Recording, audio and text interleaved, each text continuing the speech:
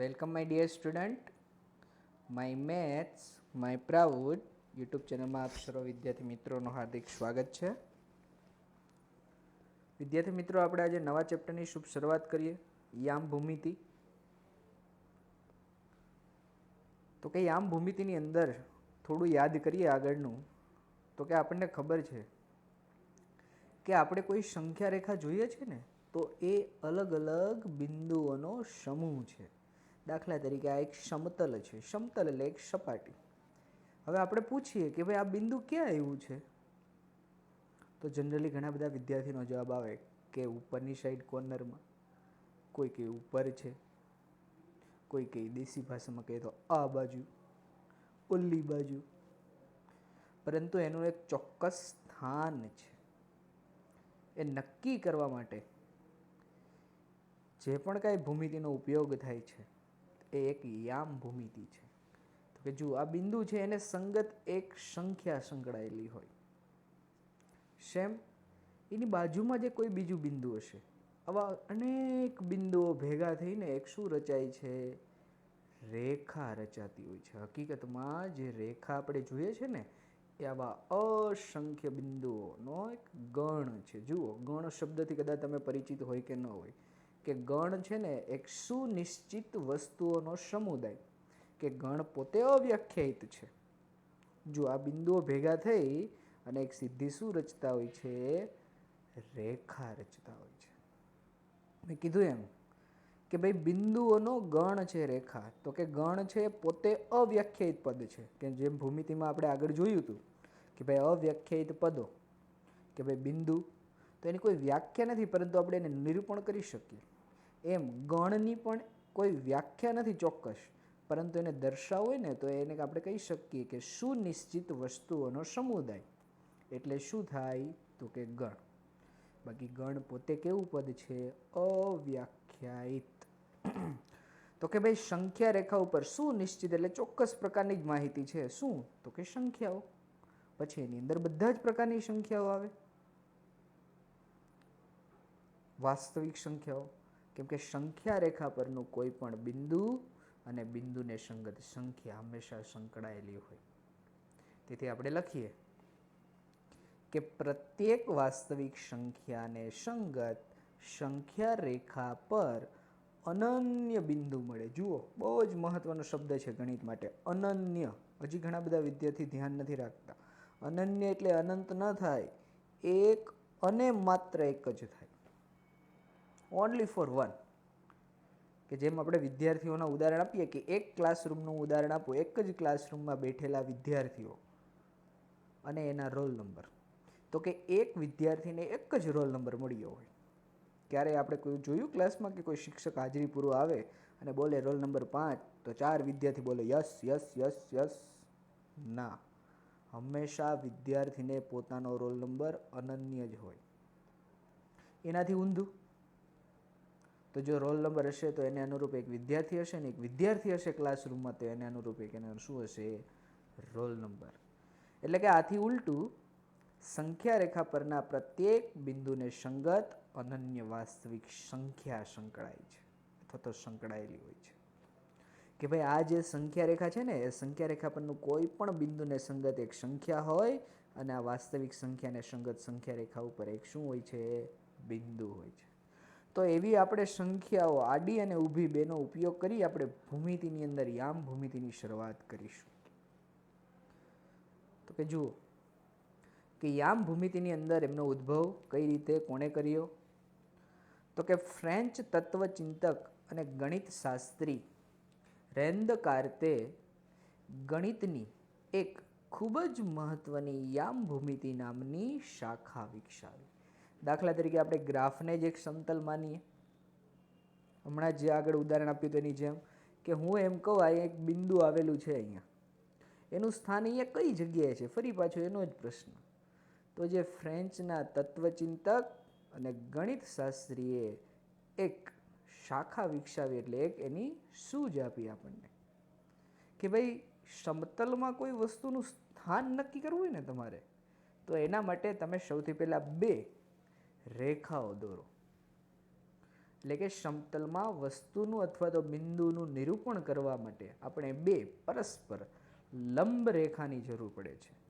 લંબ એટલે કે એકાબીજાને જ્યાં ક્રોસ કરશે ને ત્યાં 90 અંશના ખૂણા બનાવશે, જેમાંની એક રેખા સમક્ષિતિજ એટલે કે આડી અને બીજી કેવી ઓબ્વિયસલી તો કે ઊભી કે જેને શિરોલંબ કહેવાય. જુઓ આપણે એક્સ કે જે આડી છે અને આપણે એક્સ કહેશું, સામેની સાઈડ આપણને ખબર છે એક્સ ડેશ કીધું એમ. સમક્ષિતિજ એટલે કે આડી અને એક બીજી દોરીશું વાય અને વાય ડેશ કે વાયને આપણે શું કહીએ છીએ શિરોલંબ, અને જે એકબીજાને છેદે ને ત્યાં આપણે એનું નામ આપીએ ઓ, કે સામાન્ય રીતના આપણે એને શૂન્ય કહેશું, કે જેને ઉગમ બિંદુ કહેવાય, કે જેના યામ છે ને 0 0 હોય. યામ શબ્દ આગળ આવશે. જો અહીંયા આપણે ખબર છે કે ભાઈ જે આડી લાઈન છે ને એમના છેદ બિંદુને આપણે ઓ કીધું કે એના ઉગમ બિંદુ કીધું. હવે તો કે શૂન્ય છે ને ડાબી અને જમણી સાઈડ સામાન્ય રીતના સંખ્યા હોય તો આપણે સંખ્યાઓ લખીએ છીએ કે સંખ્યા રેખા પર શૂન્યની જમણી બાજુ ધન સંખ્યાઓ અને ડાબી બાજુ છે આપણે ઋણ સંખ્યાનું નિરૂપણ થાય છે. તો આપણે એક પછી એક કરીએ. જો અહીંયા 1 2 3 4 5 આપણે બધી પૂર્ણ સંખ્યાઓનો જ ઉપયોગ કરીશું. -1 -3 -4 -5 -6 -7.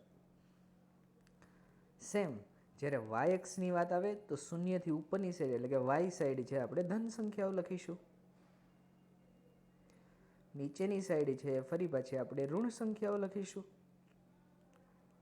તો જુઓ હવે છે ને તમારું સમતલ છે ને યામ ભૂમિતિની અંદર 4 ભાગમાં વિભાજિત થઈ ગયું. 1 2 3 અને 4 એના વિશે આગળ માહિતી આવશે જ.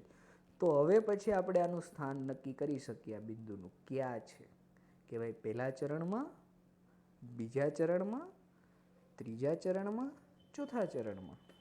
કે સિમ્પલી વિચારો જો સ્થાન નક્કી ન હોત તો આ બધું કેવી રીતે ચાલત, કે આપણી સોસાયટી છે આ જગ્યાએ આની બાજુમાં કે અહીંયા છે. હવે નક્કી જ ન હોત તો કોઈ નામ જ ન હોત તો આપણે બધા જાત ક્યાં, કોઈ કે ક્યાં રહ્યો તો કે આમ ચાલે ના ચાલે. કોઈ ચોક્કસ સ્થાન હોવું જરૂરી છે. તો સમતલમાં બિંદુનું ચોક્કસ સ્થાન નક્કી કરવા માટે ફ્રેન્ચ તત્વચિંતક અને ગણિતશાસ્ત્રી રેન દેકાર્તેએ ગણિતની અંદર યામ ભૂમિતિ નામની એક શાખા વિકસાવી. એની અંદર બે એને શિરોલંબ રેખા લીધી. એમાં જે આડી છે એને એક્સ અક્ષ કીધું એટલે કે એને સમક્ષિતિજ અથવા તો આડી, જે ઊભી છે એને વાય એટલે કે આપણે એને શિરોલંબ અથવા તો ઊભી કહીએ છીએ. હવે આપણે કહી શકીએ કે ભાઈ બિંદુ એ છે ને એ એક્સથી 2 અને અહીંયા વાય એક્સથી 1 અને વાય 2. આપણે આગળ બિંદુ દર્શાવતા શીખી જો. અત્યારે ઘણાને એમ થઈ ગયું કે 1 2 કેમ ખબર પડે, તો આપણે આગળ જોશું કે સમક્ષિતિજ રેખાને એક્સ અક્ષ અને શિરોલંબ રેખાને વાય અક્ષ તરીકે પણ ઓળખવામાં આવે છે. જુઓ કે યામ સમતલમાં બિંદુનું સ્થાન દર્શાવવાની જે પદ્ધતિ ઉપયોગમાં લેવાય છે તે મહાન ગણિતશાસ્ત્રી રેન દેકાર્તેના નામ પરથી કાર્તેજીય યામ પદ્ધતિ તરીકે ઓળખાય છે.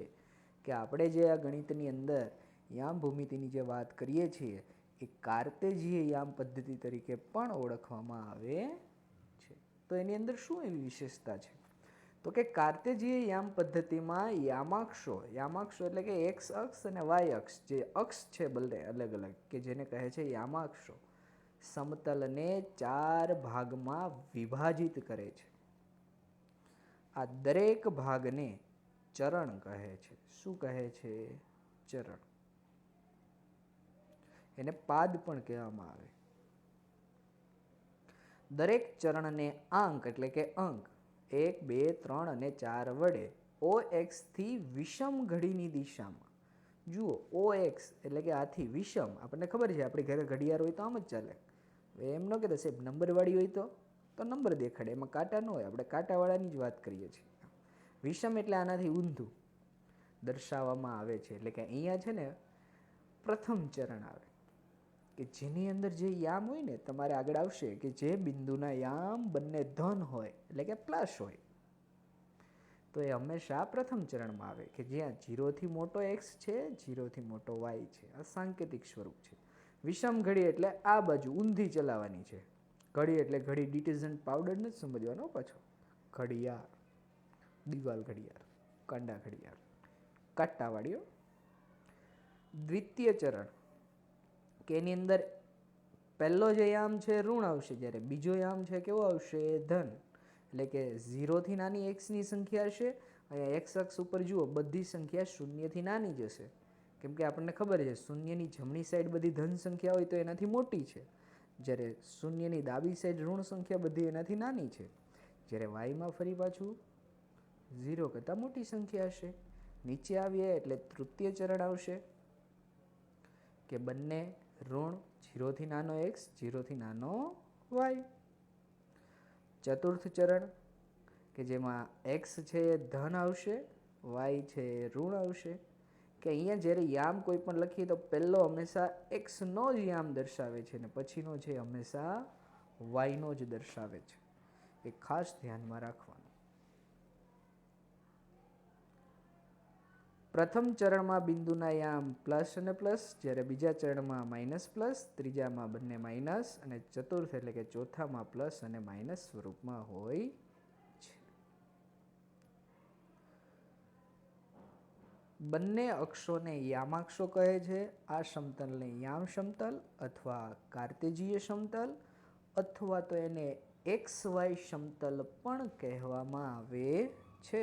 કે પરીક્ષામાં પૂછાય યામ સમતલને બીજા કયા નામથી ઓળખાય તો કે કાર્તેજીય સમતલ, એક્સ વાય સમતલ વગેરે, કે તમને ખ્યાલ હોવો જોઈએ. નેક્સ્ટ પોઈન્ટ કે હવે આપણે એને ખૂણા તરીકે દર્શાવીએ કે જુઓ ચરણની અંદર જે પ્રથમ ચરણ છે એ ખૂણા એક્સ ઓ વાયનો અંદરનો ભાગ છે જ્યાં બંને યામ પ્લસ હોય. દ્વિતીય ભાગ તો એક્સ ડેશ ઓ વાય કે જ્યાં પ્રથમ યામ ઋણ હોય ને દ્વિતીય યામ ધન હોય. તૃતીય બંને યામ ઋણ x dash o y dash. ત્યાર પછી વાય ડેશ ઓ એક્સ ચોથો ભાગ. કોઈ પણ બિંદુના યામ લખતી વખતે જુઓ વિદ્યાર્થી મિત્રો ખાસ ધ્યાનમાં રાખજો, આ પ્રથમ એક્સ યામ અને પછી છે ને વાય યામ લખવામાં આવે છે. હંમેશા કોઈ પણ બિંદુના યામ દર્શાવો ત્યારે પ્રથમ છે ને એક્સ અને પછી વાય. બીજું તો કે યામ છે ને હંમેશા કૌંસમાં લખાય છે ને એમને ખુલ્લા નથી છોડી દેવાના, બ્રેકેટમાં. કેમ તો કે એની જોડ છે, એ એક પેર છે. પેર હંમેશા સાથે જ હોય, આપણને ખબર છે ઘણી બધી આપણે પેર જોતા હોઈએ તો પેર છે હંમેશા એટલે કે જોડી હંમેશા સાથે જ હોય. પરંતુ હવે તમે જ્યારે દર્શાવો અથવા તો દર્શાવેલા કોઈ બિંદુ છે એમાંથી તમે એના જવાબ સ્વરૂપે લખતા હોય ત્યારે વિદ્યાર્થી મિત્રો ખાસ ધ્યાનમાં રાખજો. સૌથી પહેલાં કોઈ પણ બિંદુના હંમેશા કયા યામ હોય છે એક્સ. એક્સ એટલે કે આડી લાઈનમાં આવેલા, વાય એટલે કે ઊભી લાઈનમાં આવેલા.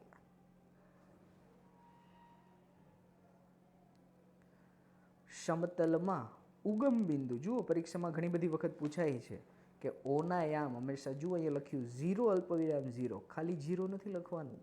કીધું એમ યામ હંમેશા જોડીમાં જ લખાય છે અને ફરી પાછું બ્રેકેટ. અહીંયા 0 અલ્પવિરામ 0 નથી છોડી દેવાનું આપણે, કેમ કે વી આર નોટ જેમ તેમ.